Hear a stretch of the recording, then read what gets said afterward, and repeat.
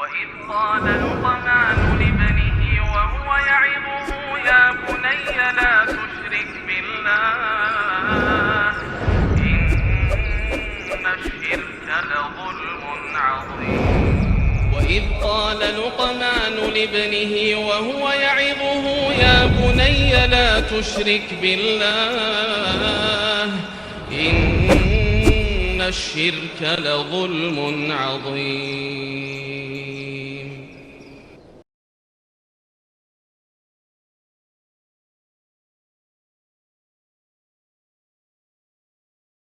Assalamualaikum warahmatullahi wabarakatuh. Innal hamdalillah nahmaduhu wa nasta'inuhu wa nastaghfiruh wa na'udzu billahi min shururi anfusina wa sayyiati a'malina.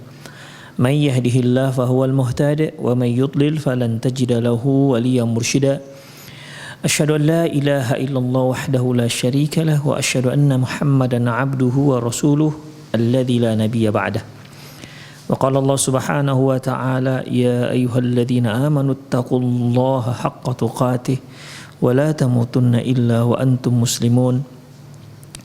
Wa qala 'azza man qala ya ayyuhalladzina amanu taqullaha wa qulu qawlan sadida yuslih lakum a'malakum wa yaghfir lakum dhunubakum wa man yuti'illaha wa rasulahu faqad faza fawzan 'azima. Ya ayyuhan nasu taqu rabbakumul ladzi khalaqakum min nafsin wahidah wa khalaqa minha zawjaha wa batha minhuma rijalan katsiran wa nisaa'a wattaqullaha alladzi tasaaluna bihi wal arham innallaha kana 'alaikum raqiba. Amma ba'd.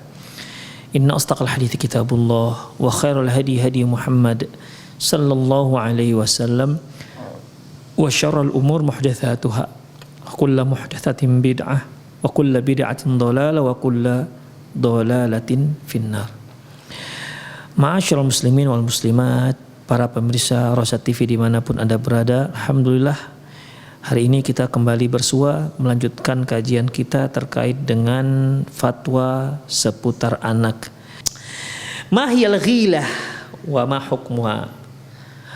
Apa itu ghilah dan hukumnya, dan apa juga hukumnya? Ghilah ini ikhwah, yaitu seorang suami melakukan hubungan suami istri dengan istrinya yang sedang menyusui.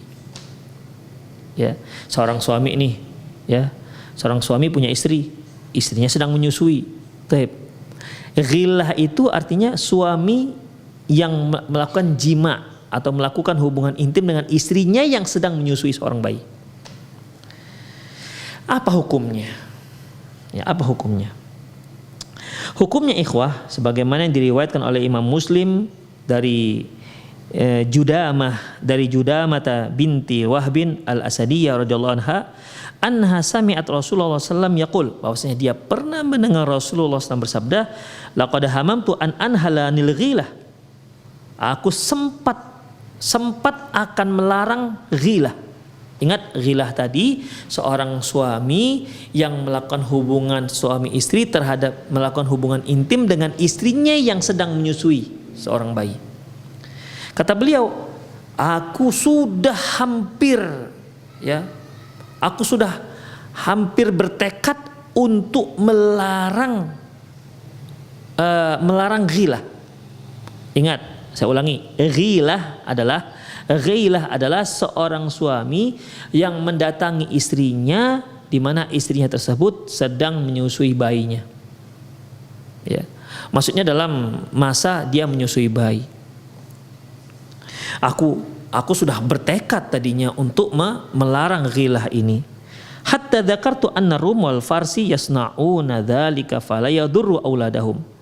Kemudian aku teringat bahwasanya orang-orang Romawi dan orang-orang Farsi melakukan hal ini kepada istri-istri mereka, tapi ternyata tidak ada dampak negatifnya terhadap anak-anaknya. Ya, jadi ikhwah ini menunjukkan bahwasannya ya boleh, nggak ada masalah. Ya, boleh seorang suami mendatangi istrinya walaupun si istri pada masa sedang menyusui si anak selama 2 tahun itu. Demikian ikhwah. Ya, jadi beliau mungkin Allahu a'lam bishawab, mungkin awalnya adanya isu-isu bahwasanya apabila seorang bayi yang sedang disusui anaknya kemudian ada apabila seorang bayi yang sedang disusui ibunya, kemudian si ibu ini kemudian didatangi oleh suaminya ataupun melakukan hubungan intim dengan suaminya, maka anak bayi yang disusui tadi nanti jadi begini dan begitu, mungkin ada dampak negatif ya terhadap si bayi. Ternyata kata beliau enggak, ya, karena orang Farsi dan orang Romawi melakukan hal itu, melakukan ghilah. Ternyata tidak ada dampak negatif sedikit pun terhadap bayinya. Artinya apa? Boleh, tidak ada masalah. Yang kedua, ikhwah, marwa Muslim aidan an Usama bin Zaid anna rajulan ja'a ila Rasulullah faqala inni a'zil an imraati. Diriwayatkan oleh Imam Muslim dari Usama bin Zaid bahwasanya seorang laki-laki datang menghadap Nabi SAW dan dia berkata, sungguhnya aku melakukan azal terhadap istriku. Aku melakukan azal terhadap istriku. Ikhwah, dulu azal itu sudah kita bahas ya pada kajian-kajian lalu. Azal itu biasanya dilakukan oleh pada zaman Rasulullah, pada zaman sahabat dulu, mereka melakukan azal ini kepada si hamba sahaya. Ya, jadi mereka melakukan hubungan intim dengan hamba sahaya perempuan, kemudian mereka azal. Karena tujuannya agar si hamba sahayanya tidak hamil. Masalahnya kali ini kisahnya ini laki-laki ini melakukan azal kepada istrinya, bukan kepada hamba sahayanya. Faqala lahu Rasulullah SAW. Nanti Rasulullah bertanya, emang kenapa kok kamu lakukan itu kepada istrimu? Kalau kepada hamba sahaya itu yang masyhur, ya, sudah masyhur di kalangan para sahabat. Lima taf'alu dzalik? Kenapa kamu lakukan? Faqala rajulun ashfaqu ala waladiha aw ala auladiha. Aku kasihan dengan anaknya, dengan si bayi yang sedang disusui. Karena si laki-laki ini, sahabat ini, meyakini kalau dia nggak melakukan azal, nanti berbahaya kepada si bayi yang sedang disusui oleh istrinya. Begitu ikhwah. Faqala Rasulullah SAW, Rasulullah mengatakan, lau kana dzalika darra Faris wa Rum. Apabila ghilah itu bisa membahayakan si bayi, ya, si bayi yang disusui oleh istrinya itu tentunya sudah berbahaya sejak dulu, sudah membahayakan lebih dahulu terhadap Farsi dan Romawi. Jadi artinya tak apa-apa. Ya, seorang suami boleh mendatangi istrinya pada saat si istri masa menyusui si bayi, tidak ada bermudarat sedikit pun pada si bayi. Demikian ikhwah rahimani Allahu wa iyyakum. Ya, jadi itu dia. Taib ikhwah, tapi di situ ada hadis. Ada sebuah hadis yang diriwayatkan oleh Abu Dawud dari Asma binti Sakan radhiyallahu anha, anna sami'at Nabi SAW yaqul, bahwasanya dia pernah mendengar Rasulullah SAW bersabda, la taqtulu auladakum sirran. Jangan kalian membunuh anak kalian dengan cara rahasia. Membunuh dengan cara tersembunyi. Loh, gimana maksudnya? Fa innal ghaila yudrikul faris wa yada'athiruhu an farasihi. Karena sesungguhnya ghailah tadi itu suami yang mendatangi istrinya di saat si istri dalam masa penyusuan anaknya, bayinya. Ya, jangan kalian membunuh anak kalian dengan cara tersembunyi. Apa maksudnya? Maksudnya melakukan ghilah. Jadi kata beliau, ini ghilah ini membunuh anak dengan cara tersembunyi. Karena ghilah itu dapat membuat si bayi nanti ketika dia besar tidak mapan dia duduk di atas kudanya. Jadi seorang ibu yang menyusui seorang bayi, lantas ibu ini didatangi oleh istri suaminya, artinya hubungan intim dengan si ibu, ini berpengaruh dengan si bayi yang sedang disusui. Pengaruhnya apa? Ketika dia naik kuda, dia tidak mapan di atas kuda. Jadi dia sering jatuh dari kudanya. Itu dia. Itulah keyakinan yang berkembang pada saat itu. Itulah sabda Rasulullah SAW. Jadi kalau dari sabda ini sepertinya Rasulullah mengatakan larang. Ya. Tapi ikhwah, ternyata hadis ini dhaif. Ya, hadis ini hadis dhaif. Ya, jelas bertentangan dengan hadis yang diriwayatkan oleh Imam Muslim dua-dua. Ya, jelas mengatakan di sini hadis Imam Muslim dua-dua diriwayatkan oleh Imam Muslim bahwasanya orang Farsi dan orang Romawi melakukan hal itu tapi tidak berbahaya terhadap si bayi.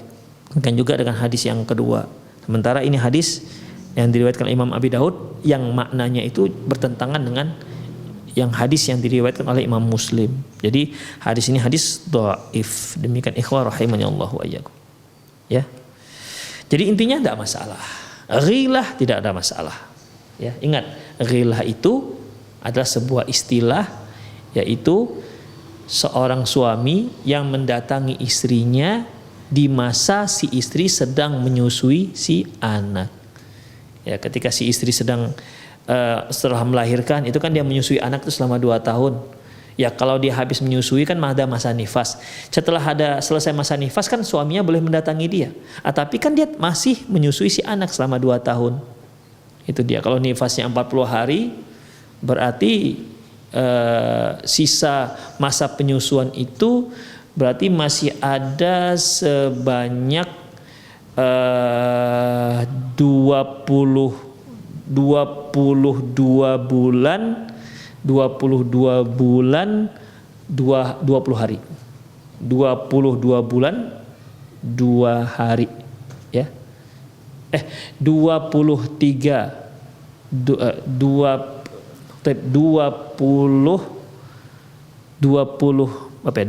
bulan. Ya pokoknya yang 2 tahun dikurangi 40 hari. Itu dia. 23, 22 ya. Dan lebih. Demikian ikhwah, 22 bulan lebih.